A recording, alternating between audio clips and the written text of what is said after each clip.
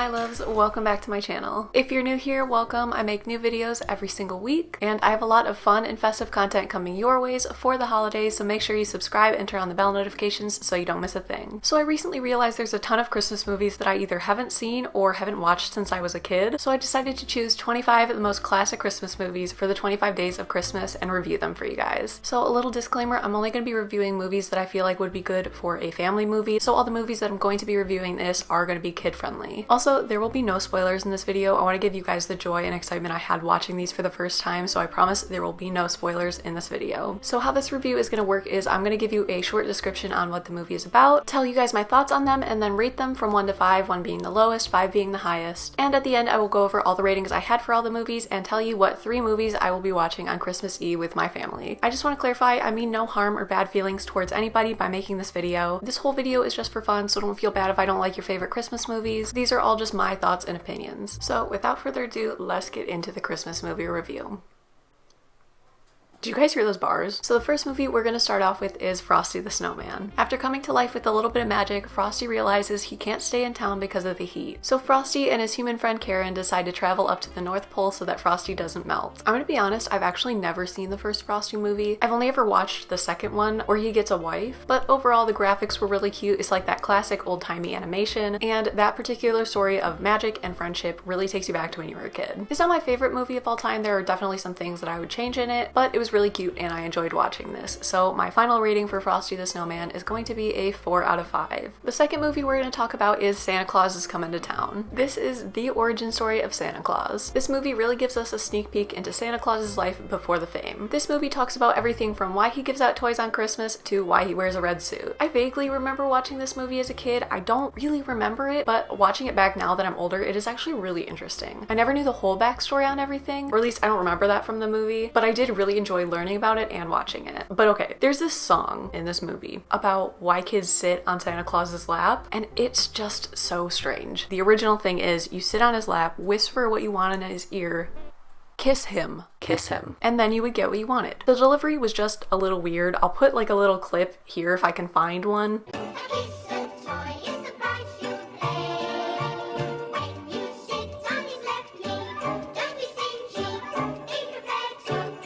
He tried to figure out just who was naughty and who was nice. Well, I guess they're all pretty nice. I don't know. The relationship they give this Santa with the kids is just a little weird, the way they presented it to the audience. I mean, if some things were phrased differently, maybe I wouldn't feel so weird about it, but the actual plot of the movie, like the backstory and everything, was really interesting, and they presented it in like a fun, kind of go with the flow kind of way as he was taking in his own traditions, which was really fun to be a part of as an audience member. I think I am going to take a point away just because the relationship between Santa and the kids was a little bit weird. So I think my final rating for Santa Claus is Coming to Town is going to be a 3 out of 5. The third movie I'm going to be talking about is Rudolph the Red-Nosed Reindeer. After being bullied as a child for his glowing red nose, Rudolph runs away and finds friends that are like him. Him and his friends then travel to the land of misfit toys. There, Rudolph and his friends realize it's actually a good thing to be different from your peers because that's what sets you apart and makes you special. I think this is just another classic Christmas movie. It's only like an hour long, and I think the stop motion aspect to those Christmas movies are actually really charming and cute. It's got a really good storyline, and it's really inspiring for kids that don't feel like they fit in with their peers. It really teaches them that you don't need to change yourself in order to be successful, and sometimes your biggest strength is what sets you apart. So my final rating for Rudolph the Red-Nosed Reindeer is going to be a 5 out of 5. The fourth movie I'm going to be talking about is The Ultimate Christmas Present. Two best friends, Alice and Samantha, accidentally steal a weather machine from Santa Claus himself and wreak havoc all over California. Despite their desperate attempts to reverse the damage, they realize they might need a little extra help. I watch this movie every single Christmas without fail. It's like a 2000s Disney movie, and I've said this before, sometimes the old Disney movies don't really have the best acting or set. This movie is an exception. All of the acting from every single character, even if they're in it for like 20 seconds, is absolutely amazing. The different sets are really fun and detailed, but I will say, I think the snow in all Christmas movies are really funny to me, and as somebody who sees snow like every single year, like I can really tell if it is fake, but there is one scene where they absolutely nailed the snow. In this scene, they're in the room and it gradually shows the snow melting on their hair like it would real snow. I just wanted to point that out because I appreciate the accuracy and how much detail went into that scene. So no surprise, my rating for The Ultimate Christmas Present is a 5 out of 5. The fifth movie we're going to talk about is Eloise at Christmas Time. When Mr. Peabody's daughter returns to the Plaza Hotel with her new too good to be true fiance, a 6-year-old girl named Eloise believes she has a better man for her and takes matters into her own hands. I love this movie too. I watched this as a kid. I think my sister even had it on DVD. I think all of the acting in this movie is so good and the plot is so entertaining. I think the way this movie is shot really puts you into like a kid perspective. Everything from the camera shots to the dialogue and how adults just act in general really brings back that sense of childhood wonder for older viewers. I'm giving Eloise at Christmas Time a 5 out of 5. Next, we're going to talk about It's a Wonderful Life. After George gets into serious financial trouble, an angel is sent down to help him realize the meaning of his life and help him realize all the amazing things he's done and people he's helped. I've heard a lot of talk about this movie and how everybody says it's a classic, but I've just never seen it myself. I feel like I was a little confused and honestly a tiny bit bored for the first like hour of the movie, and I do understand that that was like set up for the ending, for the main conflict and purpose of the movie to happen 40 minutes before it ends and then have the ending kind of feel a little bit rushed. Isn't my favorite setup for that kind of movie, but I understand why they did it. As for the actual plot, it was okay. I feel like I was focused on other aspects of the movie that I just wasn't a fan of. A huge one being how women were treated and portrayed in this movie. I know that this movie was filmed a long time ago and that's just how things were then, and it's just sad knowing that that's kind of how women were treated during those times and it was considered normal. And I'm really grateful that things have changed nowadays and we have more rights and a voice. But yeah, my rating for this movie is going to be a 2 out of 5. It's not terrible, it's just not for me. The seventh movie we're going to talk about is Miracle on 34th Street, the 1973 edition. After helping out at the Macy's Thanksgiving Day Parade, Kris Kringle is offered a job at Macy's to play Santa. But when he claims he's the real Santa Claus, there are speculations as to whether he's mentally stable. A court case follows this to settle whether or not he really is the true Santa Claus. I've never seen this movie and it was actually kind of different than I expected it to be. I think it was a really interesting plot, but the delivery was just okay. I wish some of the character development had been explained more. An example of this is Santa's relationship with Alfred. I feel like it would have been a really good plot point to include and they kind of just like skipped over it a little bit, and I think they missed out on that because that would have been a really nice thing to include in that movie. So overall, I'm going to give Miracle on 34th Street, the 1973 edition, a 3 out of 5. Number 8 is The Polar Express. On Christmas Eve, a young boy boards a magical train headed to the North Pole. Through this journey, he must decide if he truly believes in the magic of Christmas. I used to love this movie when I was a kid. I thought it was so magical and fun. Watching it now that I'm older, it's still magical and fun, but like it's different than I remember. The animation of the characters is just really odd and I can't put my finger as to like why I think that. There's just like something creepy about it. I was also kind of surprised by the lack of dialogue in this movie. It's a lot of action shots and instrumental bits, but really not a lot of talking, which I found to be like just weird. I don't remember that movie being like that. Also, upon further investigation, I found out that the two main characters of this movie don't have names. But I mean, like, they're called Hero Boy and Hero Girl in the credits, so like they have names but they don't have names. You know what I mean? That's just a very strange thing to not include in a movie. I don't know. I still thought the movie overall was pretty good and I still think it's a classic, but it was just different than I remember. I think I'm gonna give The Polar Express a 4 out of 5. Number 9 is kind of a movie. I don't know. It's Disney's Sing-Along Songs, A Very Merry Christmas 2002 edition. This is a collection of Christmas songs with different Disney animations behind it. This movie is a lot of fun, especially if you like Disney characters and cute Christmas music. Now, I know this isn't like a traditional movie with like a plot and stuff, but hear me out. I remember watching this as a kid, and when I found it again, I forced my sister to watch it with me, and it was fun to relive that childhood joy and reminisce on like old Christmas memories. And the little train scenes in between the songs really took us back to our childhood. That's the thing we probably remember most about this disc. We just really enjoyed watching it again. I'm going to give Disney Sing-Along Songs, A Very Merry Christmas 2002 edition